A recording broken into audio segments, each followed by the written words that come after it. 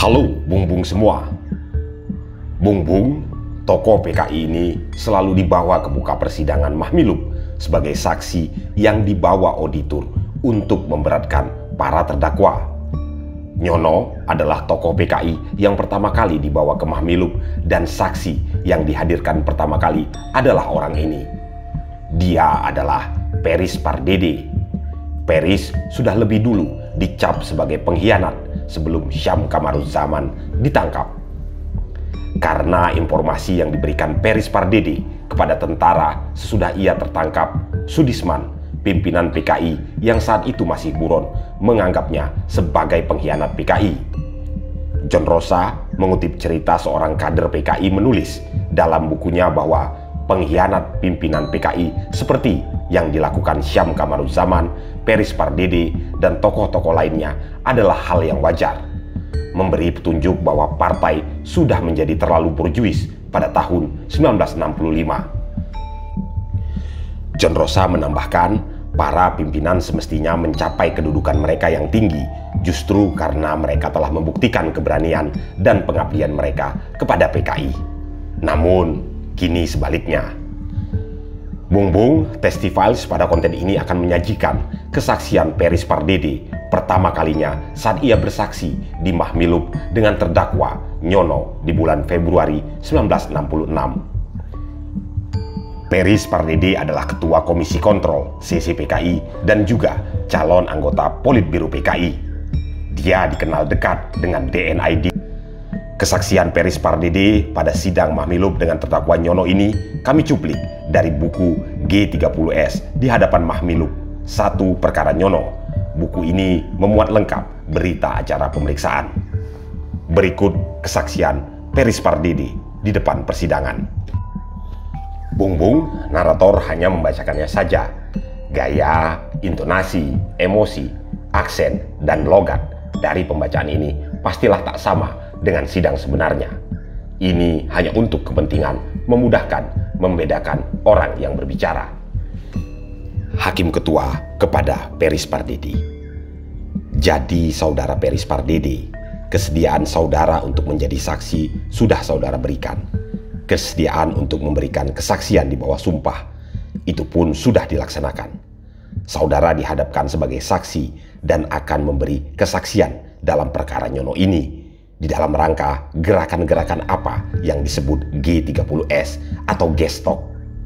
Dan untuk itu saya minta agar diceritakan secara terang, secara jelas dan teratur, secara kronologis kalau bisa, dari awal sampai akhir, apa yang saudara ketahui, apa yang saudara dengar, dan apa yang saudara alami di dalam rangka G30S ini. Jelas ini. Jelas.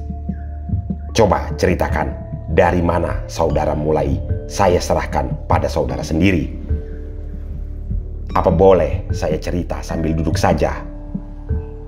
Silakan duduk saja, nanti kalau berdiri dan ceritanya panjang, capek. Terima kasih.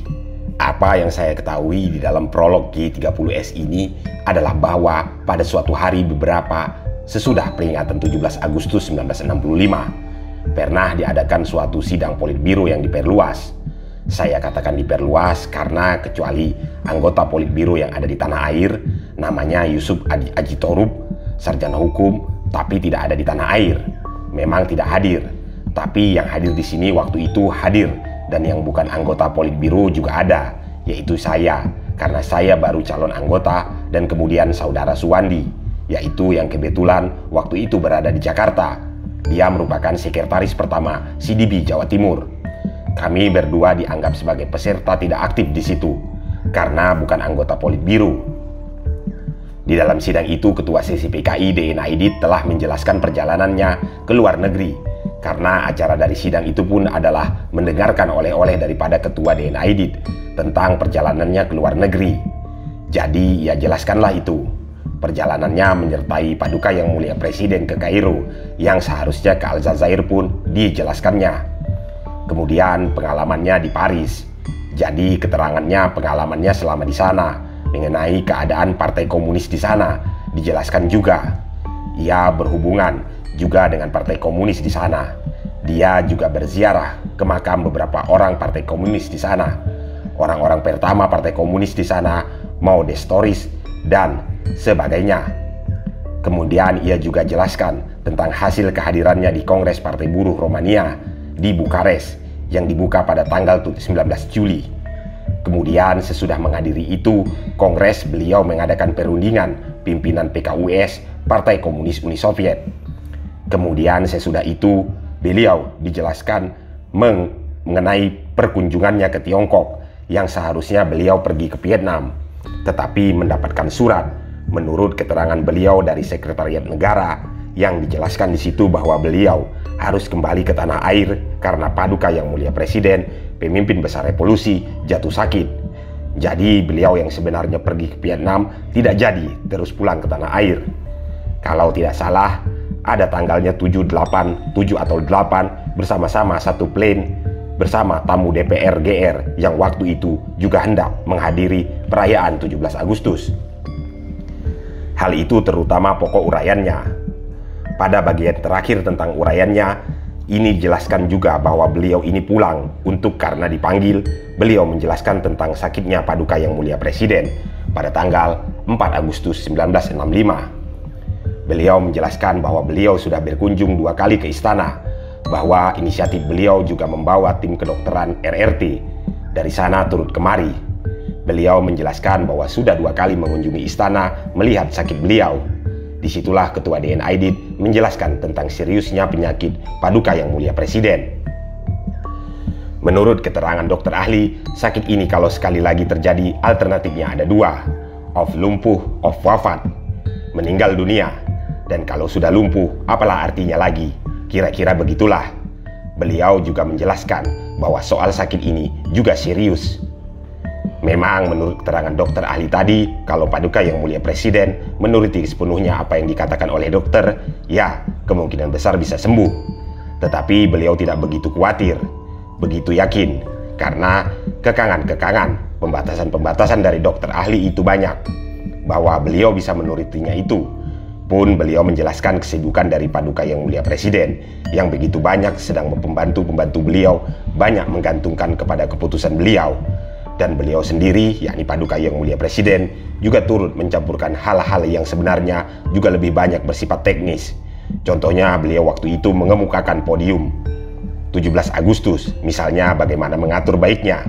Juga beliau campuri.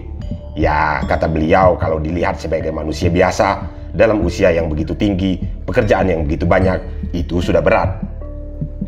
Ditambah lagi ini sebenarnya soal pride saudara ketua, terutama soal keluarga beliau yang ada di Jakarta, membawa beban juga bagi beliau. Jadi begitulah dibentangkannya tentang sakitnya Paduka Yang Mulia Presiden. Selanjutnya Ketua DNID menjelaskan bahwa ternyata bukan hanya kita yang membicarakan sakitnya Paduka Yang Mulia Presiden. Pimpinan Angkatan Darat juga membicarakan soal sakitnya Paduka Yang Mulia Presiden. Dan menurut info yang beliau terima, begitu sudah terbentuk ada Dewan Jenderal. Dan menurut info, begitulah yang diterangkan oleh DNID, Dewan Jenderal ini akan melakukan coup dan akan membasmi komunis kalau Paduka Yang Mulia Presiden sudah meninggal dunia. Dan diterangkan dengan panjang lebar mengenai itu tentang Dewan Jenderal. Kemudian beliau menjelaskan bahwa di kalangan AD juga ada perwira-perwira yang tidak setuju kepada Dewan Jenderal. Istilah yang beliau pakai adalah perwira-perwira yang berpikiran maju. Itulah istilah yang dipakai beliau dalam menjelaskannya. Ada perwira-perwira yang berpikiran maju yang tidak suka sama Dewan Jenderal. Kemudian saya menerangkan yang sebenarnya pada penutupan. Ini sudah agak sore. Kemudianlah beliau menjelaskan bahwa perwira-perwira yang berpikiran maju ini menanyakan kepada kami, bagaimana pendapat kami kalau mereka mendahului. Itu ditanya kepada kita. Sesudah itu, saudara Ketua Mahkamah mungkin dianggap suatu acara yang terus masuk begitu sajalah. Jadi timbul pertanyaan-pertanyaan. Ada yang bertanya, anggota yang hadir bertanya. Yang bertanya mengatakan, apakah hal ini sudah pernah dibicarakan oleh atau diakui Politbiro sebelum disajikan ini kepada sidang Politbiro? Dan bagaimana pendapat daripada Dewan Harian atau Ketua sendiri mengenai soal ini? Mana lebih untung mendahului atau didahului? Kemudian ada yang menanyakan mengenai Dewan Jenderal ini. Bagaimana kebenarannya ini? Dari mana itu info? Dan apakah itu bisa dipercayai? Kemudian juga ada yang bertanya, perwira-perwira yang berpikiran maju itu dari mana saja? Dari angkatan mana saja? Ini dijawab oleh saudara ketua. Mengenai untung rugi, dua-duanya ada untung, ada ruginya. Soalnya sebenarnya siapa yang lebih dulu mengetahui tentang wafatnya Paduka Yang Mulia Presiden? Sebab siapa yang dulu mengetahui, itulah yang mempunyai inisiatif. Kalau melihat siapa-siapa yang ada di sekitar Paduka Yang Mulia Presiden, tentulah mereka yang mengetahui lebih dulu. Karena itu kalau saya personally, saya pribadi lebih suka sebenarnya mendahului, kata Ketua DNID waktu itu. Kemudian mengenai soal, lupa saya saudara ketua, nomor 2 tadi persoalan apa? Maklum ini umur sudah lanjut, jadi suka lupa. Mengenai soal dari angkatan mana saja, itu dikatakan bahwa perwira-perwira yang berpikiran maju itu dikatakan ada yang dari angkatan darat dan ada yang dari angkatan udara. Kemudian mengenai soal Dewan Jenderal, infonya itu dikatakan mendengar dari berbagai pihak, dan kami juga tidak terus percaya begitu saja. Saudara ketua, kami juga tidak terus percaya begitu saja. Saya sudah cek, tetapi memang ada. Info ini memang kami terima dari pejabat-pejabat yang kami anggap kompeten, pasti mengetahui soal itu. Yaitu disebut oleh beliau waktu itu, menurut ingatan saya, dari Kepala BPI, Badan Pusat Intelijen, Brigadir Jenderal Polisi Sutarto. Kemudian beliau mengatakan, walau begitu kami mencek juga tentang info ini. Karena itu tentang bahan-bahan dokumen mengenai Dewan Jenderal kami sudah berikan kepada Paduka Yang Mulia Presiden, kepada Wakil Perdana Menteri 1 Dr. Subandrio, dan sebagai pertukaran info juga sudah diberikan kepada saudara Ali Sastro Mijoyo, kata beliau. Kemudian beliau juga menanyakan, jadi bagaimana pikiran daripada sidang ini? Apa setuju? Tidak? Apa bagaimana? Mereka tanya kepada kita. Mereka tanyakan pendapat kita, apa kita setuju kalau mereka mendahului. Tapi saudara ketua mahkamah tak ada yang menjawab. Sudah tak ada yang menjawab, dan saya kira juga ini pendapat pribadi. Bagaimana acara seperti itu terus diminta pendapat yang begitu singkat? Tak ada. Lalu beliau menanyakan, apakah ini bisa diserahkan kepada Dewan Harian? Lalu ada seorang yang menjawab, begitu terus diketoklah palu, tanda sidang sudah tutup. Sebenarnya menurut kebiasaan, saudara ketua, mesti ada pemungutan suara di dalam sidang-sidang begitu, hondelegik steaming. Tetapi tidak dilakukan. Saya tidak tahu apa sebabnya. Menurut pikiran saya, sudah jam 7. Mungkin beliau hendak menghadiri resepsi. Atau mungkin juga dianggap tidak perlu. Disambung lagi pada lain waktu. Saya tidak tahu. Soal itu pokoknya begitulah. Ya, terus ditutup saja. Jadi pokoknya menurut anggapan saya tak ada putusan-putusan apa-apa di dalam sidang itu. Sidang itu tidak memutuskan apa-apa, dan acara pun adalah acara mendengarkan oleh ketua dari luar negeri. Nah, itulah ingatan saya saudara ketua mahkamah mengenai di dalam prolog daripada G30S ini. Kalau ada pertanyaan-pertanyaan, tentu saja saya bersedia menjawab. Pertanyaan itu nanti akan saya ajukan kalau ada hal yang belum jelas. Tapi kami minta dilanjutkan masih di dalam rangka kalau saudara ingin memakai nama itu juga, prolog itu mengenai pertemuan saudara dengan Sudisman. Itu masih ada yang perlu ditegaskan, bukan? Itu masih dalam rangka prolog, bukan? Baik, masih. Jadi kira-kira 10 hari setelah sidang itu, saudara ketua, jadi kira-kira 10 hari sudah itu, maaf apa bulan Agustus apa permulaan September, saya tidak ingat lagi. Jadi kira-kira 10 hari menurut ingatan saya, sudah waktu cukup pada mereka membicarakan. Saya tanyakan pada saudara Sudisman di kantor sesi PKI Kramat Raya 81, saya tanya pada beliau.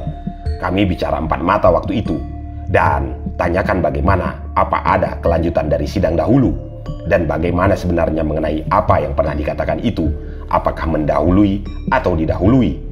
Terus saudara Sudisman menjawab, ya putusannya itu mendahului, artinya ketua DNID condong kepada mendahului.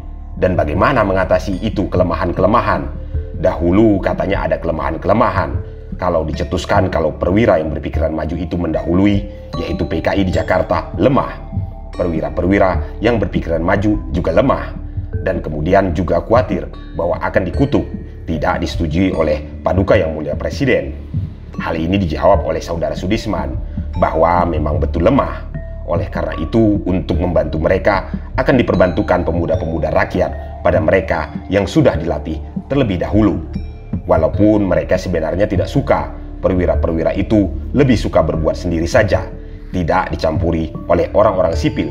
Pada mereka kemudian mengenai kemungkinan Paduka Yang Mulia Presiden tidak setuju dikatakan oleh Saudara Sudisman bahwa kalau aksinya itu hanya ditujukan kepada Dewan Jenderal saja, saya kira Paduka Yang Mulia Presiden akan memahaminya. Kemudian saya tanya lagi, kapan itu mau diteruskan, dicetuskan? Dikatakan tidak tahu, itu mesti tergantung pada persiapan mereka yang melaksanakan itu. Dan apa arti nama daripada ini namanya? Mereka mengatakan bahwa junta tidak populer. Jadi Dewan Revolusi seperti di Kashmir itu yang populer. Begitulah keterangannya, Saudara Ketua Mahkamah. Tetapi ada satu lagi yang juga menjadi persaksian saya yang saya jelaskan. Tetapi di dalam proses verbal, saya sebagai tersangka sudah saya jelaskan.